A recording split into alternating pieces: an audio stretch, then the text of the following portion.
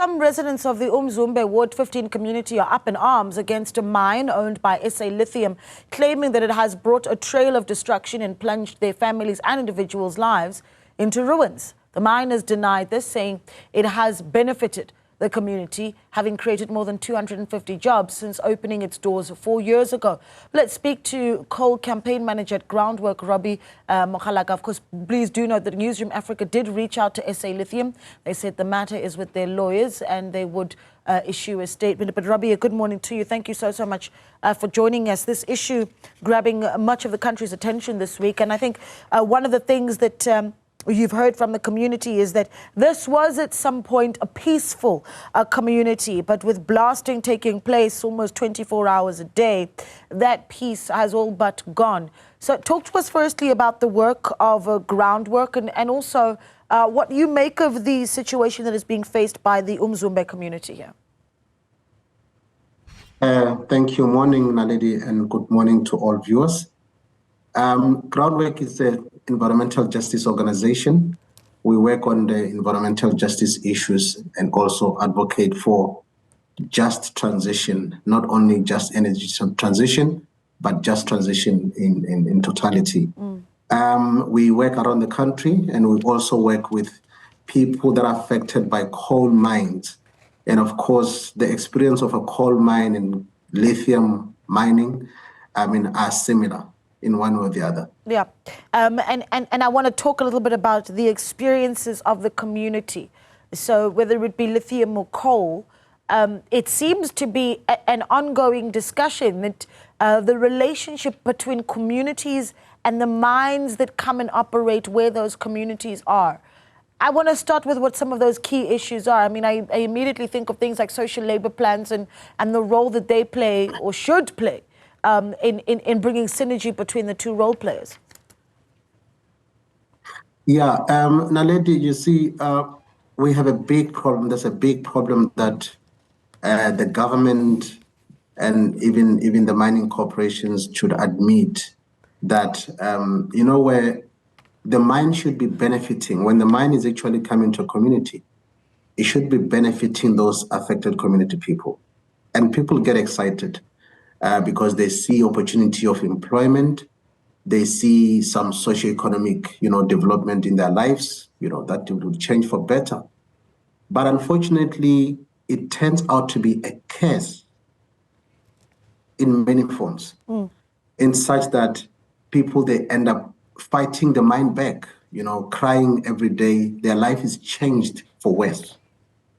And unbeknown to them, because some of them don't have experience and don't even think of making a research as to see how mining affected communities are affected out there.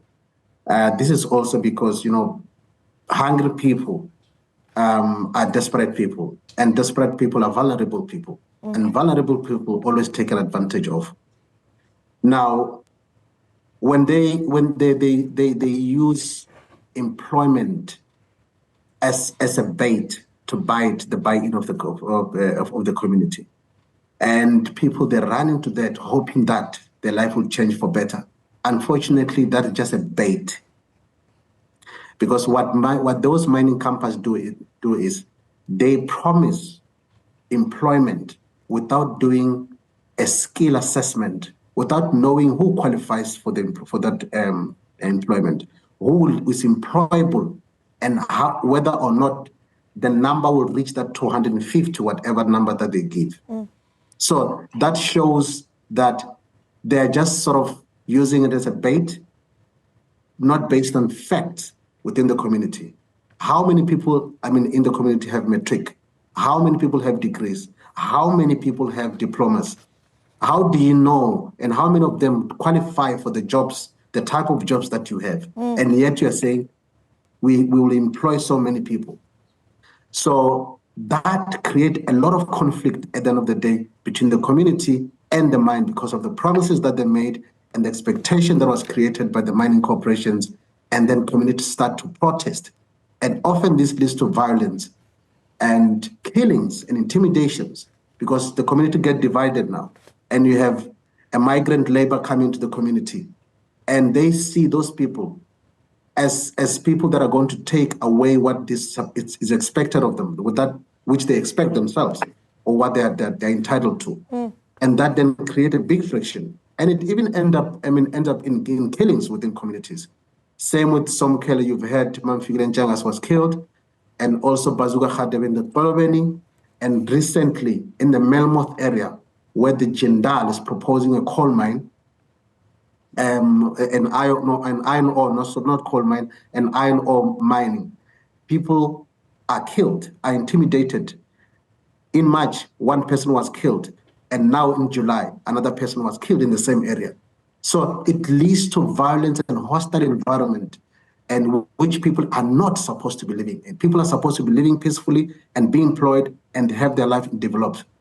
Unfortunately, they have their house cracking, the land is taken away, they are living in a dusty place, and they don't know what to do. They are breathing a polluted air, and their environment is polluted, their water is polluted, everything else is polluted. Their life is changed completely. They become a sick community and a frustrated one too. Yeah, and where do they go when things get that desperate? I mean, when you are, for instance, seeing your house start to crack and the infrastructure that certainly has been there, and in a lot of these communities having even, sacred relationships with the areas that they're living in, where do these communities go and who speaks for them? I mean, you talk about the conversation around job creation being used to, I suppose, get the buy-in of communities when a mine is set up in their area. But how do they ensure that those jobs are provided, that the social labor plan is in fact there, that it was submitted with authorities, and that there is somewhere to run when the damage infrastructurally, for instance, is already done? The Department of Mineral Resource and Energy is responsible for that, period. It's responsible for that, to see to it, because every compliance issue with the mining, it is the responsibility of the department to enforce that those compliance are being seen to it. Unfortunately, the department is not doing enough. With the social and labor plan, they're actually doing nothing to make sure that which is actually contained in those papers is implemented, and the community is benefiting. There's nowhere else to go. You just have to speak with the mine, trying to get the documents. Even accessing the documents is very difficult, Naledi, for the community. Getting those documents and understand what is entitled of them, what promises are made in terms of that paper, so they can hold the mine accountable. It's very hard to access. The mine sort of even mentioned that this is a private document. We cannot give it to you. It's confidential, private and confidential. Legally, is it? So let's stay with that. Legally, so you're talking about the documentation. I imagine you're talking about the SLP, so the social and labor plans. Legally, can a mine tell a community that document should not be accessed? Can DMRE legally deny a community that social labor plan that is supposed to be speaking about how the mine will benefit the community? Naledi, if I can ask you a question. Can you be denied an access of the document that talks to you? Can that document be denied and say it's private and confidential? How can it be private if it's talking to you? It is just one of those shenanigans just to complicate the situation and make sure that the community does not get what it deserves. The document is public. It's talking to me. It's talking about how you are going to and develop my life, or assist me, or employ me, or uplift my life. It's talking to me. You wrote it. You want it to actually access. You want it to work for me and to speak about, because it talks about me. But then at the end of the day, you say it's private and confidential.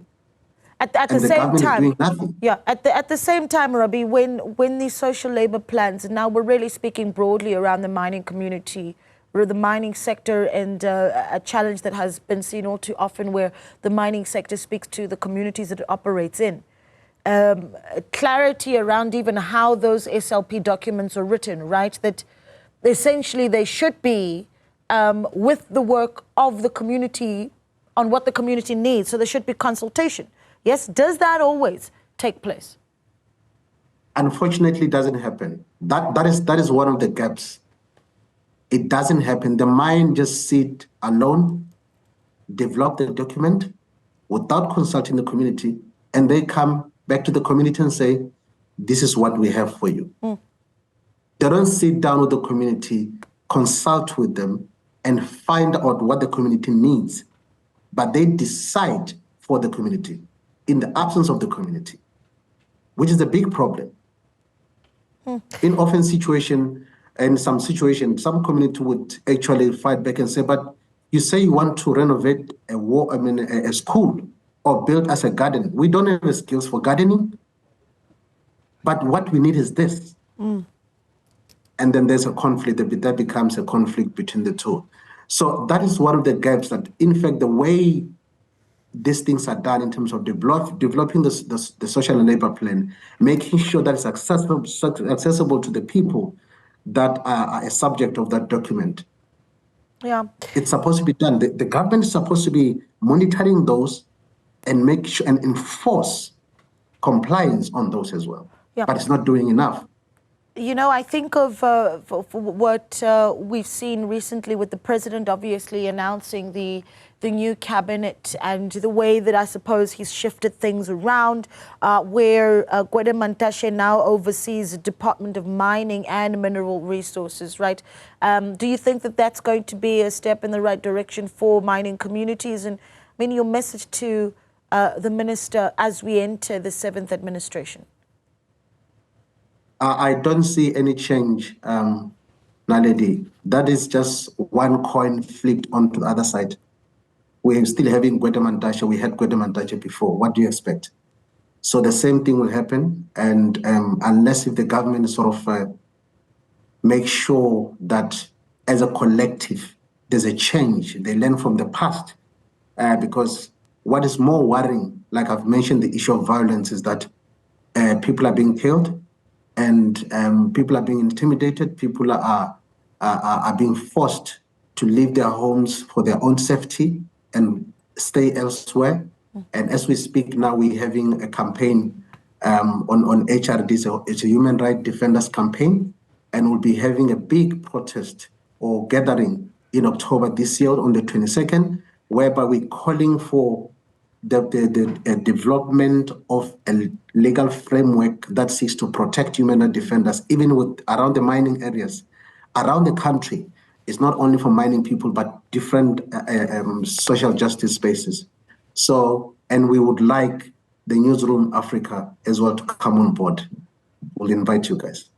Well, we'll be watching to certainly give it coverage. Thank you so much for giving us your time. Robby Mokgalaka, coal campaign manager at Groundwork, expanding the conversation around the relationship between mines and certainly the communities that they operate in.